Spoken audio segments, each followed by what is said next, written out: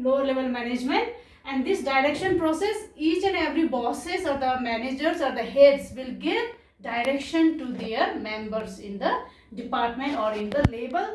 So you can say it happens at every levels in the organization. Okay, flows from top to bottom. Yes, we can agree about this, because direction means the superior will give to the subordinate, the bosses will give to their followers, isn't it? So it happens from top to the bottom, means the seniors will give to the juniors, isn't it? So superiors will give to the subordinates. So it flows from top to bottom. Instruction will always flows from top to bottom. Grievances, you can take an example, it flows from bottom to top. Grievances, complaints, isn't it? But that instruction will come from top to bottom. And another one is performance oriented. Of course, it already says that it initiates action. That means actually the work process will start from this directing function. That means this is performance oriented. It is not a mental work. It is not for arrangement of man, money, material and machine. It is not for selection of the staff, but actually it thinks about performance, starting the work. Okay, think about their performance.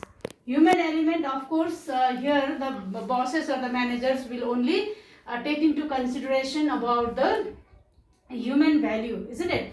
Now how to influence the behavior of the human in the employees in the work group. Okay, how they will be motivated, how the instruction has to be given, what techniques can be used for motivating them. So these all comes under human element. So these were the features. I'm sure you will be understanding. You will refer to the books also. Another one is principle.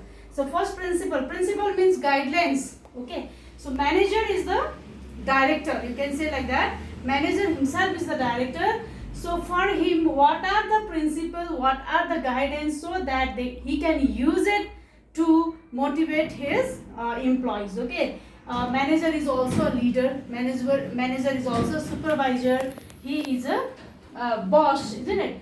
So that manager can use this much of technique, this much of principle, this much of guidelines to use for motivating his followers. Understood? So these are the principle. First one is maximum individual contribution. Manager will only think about how to gain the maximum contribution from the individual for the company to carrying out their works. Okay, so that he can motivate each and every individual for they can contribute a lot in the organization. Okay, techniques he has to use. Okay, he is only thinking about not favoring one employees, but in a general he tries to attract most of the people, most of the employees, so that they each and every employees can contribute in the organization. Okay, harmony of objectives. Yes, there are two objectives for the companies. You might have understood in the principle of management there should be balance between two objectives, isn't it? So one, harmony means balance, okay, of the objectives. Here it is as two objectives are there commonly. One is organizational objective, that is, you know very well that company, the company's objectives can be, the company wants to become a leading company, isn't it? The company wants to capture the share in the market, the company wants to earn more and more profit.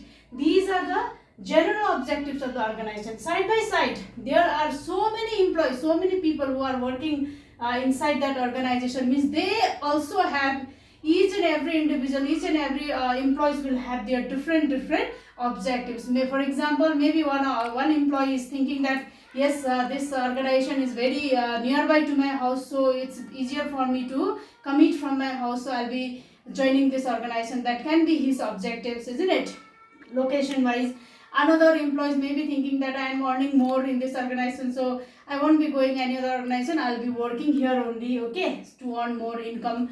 Other employees may have that the objectives, like here in this organization educational facilities are there for our children, so why should I go in another organization, here I am getting benefit.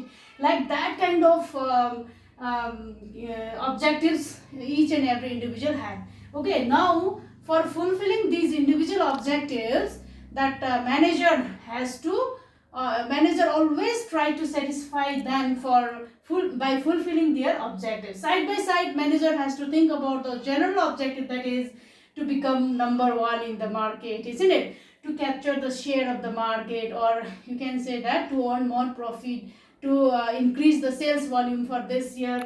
That also has to be think by the manager. So he has to make always harmony, make the harmony among these two types of objective that is there. This is also the principle which can make him successful in the organization. Okay, another one is unity of command. Yes, he has to think about the unity of command.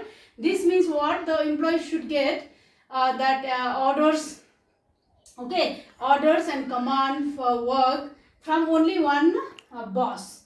If a worker will get instruction and orders from more than one bosses, then you will get confused who's to obey first, isn't it? So he is doing nothing for that. So unity of command principle says that one employee should get the orders from only one boss, okay, so that he will be smoothly doing his work or duty. Another technique which manager has to use is appropriate techniques. Yes, appropriate techniques he has to think, because I have already told you most of the employees, they are having their different opinions for joining in the organization, and he has to fulfill that. Some of them are thinking about prestige also, which does not comes under financial incentives. Financial and non-financial incentives are there, like some of them are interested for earning profit and income, isn't it? But some are only thinking about prestige, compliments from the bosses, isn't it? They are not thinking about earning profit, but they are thinking about the compliments and all those things, okay, non-monetary incentives. So in this case, manager has to think about which technique has to be applied for which employees, okay, that should be there with the manager. He has to think about and take the right techniques for the right person. Another one is managerial communication. Here the communication is a two-way process, isn't it? It's between the superior and the subordinates, the seniors and the juniors, the top level management and the lower level management. Okay, there should be like communication should be there for the smoothly follows, so that the communication should not gap should not be there. Okay, so this also should be there, so that they will be getting feedback nicely from the subordinate. Another one is strategic use of informal organization. Now informal organization exists in the formal organization. Formal organization is there is chain of command, there who is to obey whom, isn't it? Who has to report whom, there is a superior subordinate relationship, understood? So that thing is there in the formal organization, but only if there is formal organization, then manager cannot get the correct feedback. He cannot understand what is going around inside his organization. So for that, understanding their views and opinions, whether they are motivated or not, for that he has to use this strategy, that is informal organization also. Informal organization also exists in the formal organization, that we have already learned, isn't it? So what kind of strategy he has to adopt? He has to make the friendly relationship with the that followers or the subordinates, so as to understand their views and motivate them. Okay, so another one is effective leadership. Yes, he has to be a very good leader. Quality should be there, physical fitness, everything. Okay, so that personality counts a lot, and commanding voice, everything should be there. He should be an effective leader. Another one is follow-up action. Yes, after applying all this technique and that fulfilling the objectives and everything is done, but if he doesn't take care of the things, whether his subordinates are following or they are doing it or not, then that is of useless. So he has to go and check or observe time to time whether they are following, whether they are doing it correctly or not. The follow-up action also should be there. So these are all the principles of directing. Another one is elements. Now see, I've already told you directing means there should be instruction, guidance, isn't it? Observation, supervision, these all things. But commonly 4 elements are included in this directing, that is supervision. Okay, directing itself says to give instruction and to supervise and to motivate them and be a good leader and then be a good communicator. Okay, so these 4 elements only makes directing function. And you can write like this also: supervision plus motivation plus leadership plus communication equals to directing. Now we have to learn this each and every element in detail. First of all, I'll be talking about supervisor. Now, who is a supervisor? Supervisor is only manager, isn't it? Manager is a supervisor, but sometimes he is busy. If he is busy, he cannot handle the work of supervising the workers in all the time. Then what he does? He appoints some other person to make as a supervisor. And that supervisor, what is the work of that supervisor? Role. The supervisor is a mediator. Understood? Because he is only with the very close contact with the workers. He knows each and everything about the workers. He is the one who can maintain register whether they are absent or not, regular or not, isn't it?